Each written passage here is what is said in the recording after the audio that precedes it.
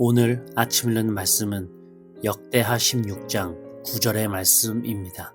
여호와의 눈은 온 땅을 두루 감찰하사 전심으로 자기에게 향하는 자들을 위하여 능력을 베푸시나니 이 일은 왕이 망령 때에 행하였은즉 이후로부터는 왕에게 전쟁이 있으리이다 하매.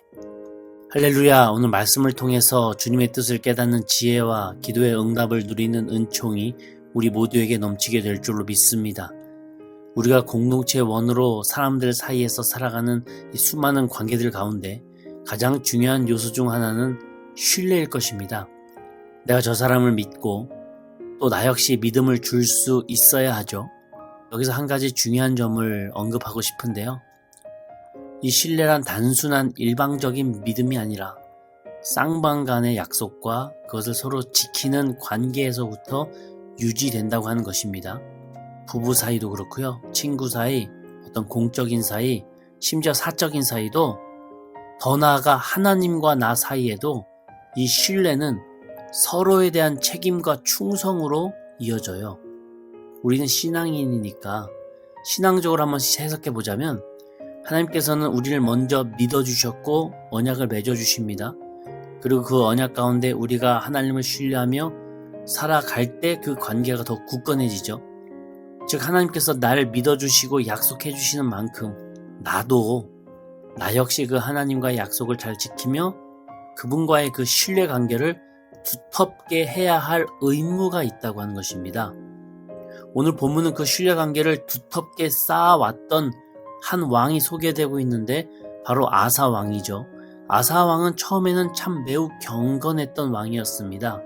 우상을 제거하고 하나님의 율법을 따르고 백성을 하나님께로 이끄는 그런 신앙적인 개혁을 주도했었어요. 심지어 어머니가 우상을 따르자 그 태후의 자리를 폐하고 그 우상을 빻아서 아주 형체도 남기지 않을 정도로 하나님을 섬기는 신앙에 아주 진심인 왕이었었어요. 이 아사는 전쟁의 위기 가운데서도 하나님께 도움을 구했고 하나님도 그런 아사의 믿음을 기쁘게 보시고 아사에게 이 평강과 승리를 선물해 주셨죠. 이런 모습은 하나님과 아사왕 사이에 그 상호 신뢰의 관계가 매우 두터웠음을 보여주는 반증입니다. 그런데 그 신뢰가 평생토록은 이어지지 않더라고요. 아사왕이 어느 순간부터 조금씩 흔들리기 시작합니다. 오늘 보면 16장에 이르러서 아사왕은 더 이상 하나님을 찾지 않는 왕으로 변질되어 버렸습니다.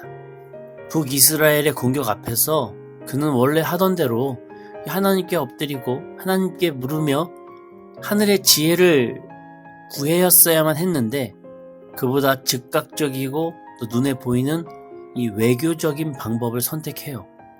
이방 나라 아람의 왕 베나닷과 조약을 맺으면서 이 돈으로 도움을 사는 방식을 선택을 합니다. 여러분 이게 과연 신뢰 관계입니까? 아니요. 서로 웃으면서 조약을 맺는 것처럼 보이지만 그 마음을 열어보면 이것은 결코 신뢰 관계가 아니라 조건적인 관계죠. 아사왕의 이런 선택이 문제가 되는 이유는 하나님과의 그 관계를 뒤로하고 다른 힘을 신뢰했다고 하는 점인데 하나님과 맺었었던 그 언약과 주님과 맺었었던 그 신뢰를 저버리는 선택이었습니다. 근데 아쉽게도 이런 인간적인 정치적인 시도가 잠깐 성공하는 것처럼 보이더라고요.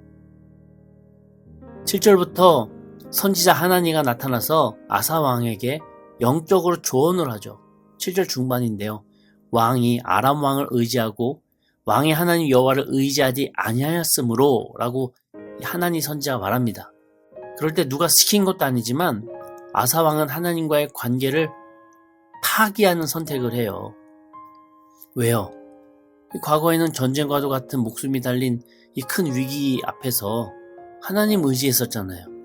14장에서는 구스와 루빔의 큰 군대를 하나님만 의지해서 물리쳤었고 15장 12절 보면 전심으로 하나님 막 찾았었잖아요. 근데 왜 16장에서 북이스라엘의 왕 바하사의 침입 앞에서는 아사가 왜 하나님을 찾지 않고 저 이방 나라 사람을 의지하며 오히려 하나님 의지해야 됩니다 라고 말하는 하나니 선지자를 분노하고 옥에 가둘까요? 왜 그렇게 사람이 변했을까? 저 개인적으로 이 부분을 묵상할 때 하나님을 의지하지 않는 그 정치적인 성공이 오히려 독이 되었다고 저는 판단했습니다. 아람의 왕 베나닥과의 동맹은 아주 단기적으로는 성공한 외교 전략처럼 보였어요. 왜냐면 북이스라엘이 철수했거든요. 남유다가 위기에서 벗어났거든요. 그럼 이거 분명 성공 맞잖아요. 그런데 이 성공은 오히려 하나님을 의지하지 않아도 된다고 하는 착각을 아사 왕에게 심어주게 됩니다. 아사는 성공했지만 그는 결국 실패하게 되죠. 결국 아사 왕의 마지막은 공교롭게도 발이 병들어 죽습니다. 12절을 보시면 아사가 왕이 된 지 39년에 그의 발이 병들어 매우 위독했으나 병이 있을 때에 그가 여호와를 구하지 아니하고 의원들에게 구하였더라. 지금 하나님은요 끝까지 기다리고 계신 거예요.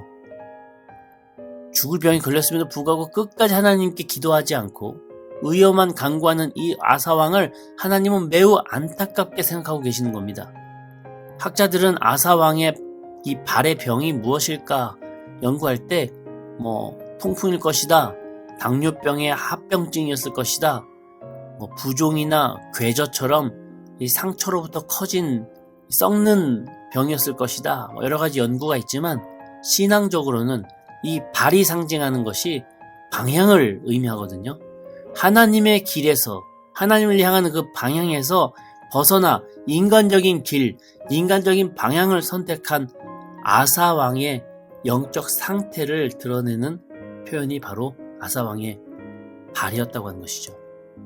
아사는 분명 회개할 기회도 있었고 분노보다는 눈물로 엎드릴 시간도 충분했지만 아사왕은 끝까지 자신의 잘못을 인정하지 않았고 하나님의 그 신뢰 관계를 회복하지 않았습니다. 이렇게 신뢰가 무너지면 그의 관계도 영혼도 무너질 수밖에 없더라고요. 신뢰란 잘못했을 때 인정하고 돌아올 수 있어야 계속해서 유지되는 법입니다. 하나님은 우리가 그 신뢰 관계를 딱 한 번 깨트렸다고 해서 영영 우리와 관계를 끊는 분이 아니시잖아요. 하나님은 기다리시고 또 기다려주시며 우리가 회개하며 엎드리는 주의 자녀에게 다시 또 그 관계를 맺어주시고 다시 시작하는 분이라는 것을 우리가 잘 알고 있지 않습니까? 그래서 우리가 그 우여곡절과 나의 배신과 영적인 넘어짐 속에서도 다시 하나님과 신뢰 관계 속에서 살아가고 있는 거 아니겠어요? 이 신뢰의 본질은 언약과 각자의 책임 그리고 사랑이 그 근간에 깔려 있습니다. 우리가 예수님의 부활을 기뻐하는 절기를 이렇게 보내면서 반드시 기억해야 될 것은 하나님은 우리에게 먼저 손 내밀어 주시고 그분의 아들 예수 그리스도를 통해 그 신뢰의 근거를 보여주셨다고 하는 거예요. 우리는 그 하나님의 신실하심을 믿고 따를 책임이 있습니다. 그렇게 신뢰는 말로만 되는 것이 아니라 내 삶의 우선순위에서, 내 삶의 방향에서, 내 발에서 드러나는 것이에요. 내가 위기를 만났을 때, 내가 두려움을 느낄 때, 내가 선택의 기로 앞에 섰을 때 나는 누구를 먼저 떠올리고 누구를 의지하고 있습니까? 우리 사랑하는 영토중학교의 성도 여러분, 신앙은 곧 신뢰의 관계입니다. 우리가 하나님을 신뢰하고 하나님도 우리 삶의 모든 상황 속에 함께 하십니다. 하나님은 변치 않으심을 우리가 기억하면서 그렇다면 우리는 그분의 그 신뢰에 오늘도 아멘으로 응답하며 살아가고 있는지 내 마음을 되돌아보는 하루 되시기를 주님의 이름으로 간절히 축원합니다. 아멘. 기도하시겠습니다.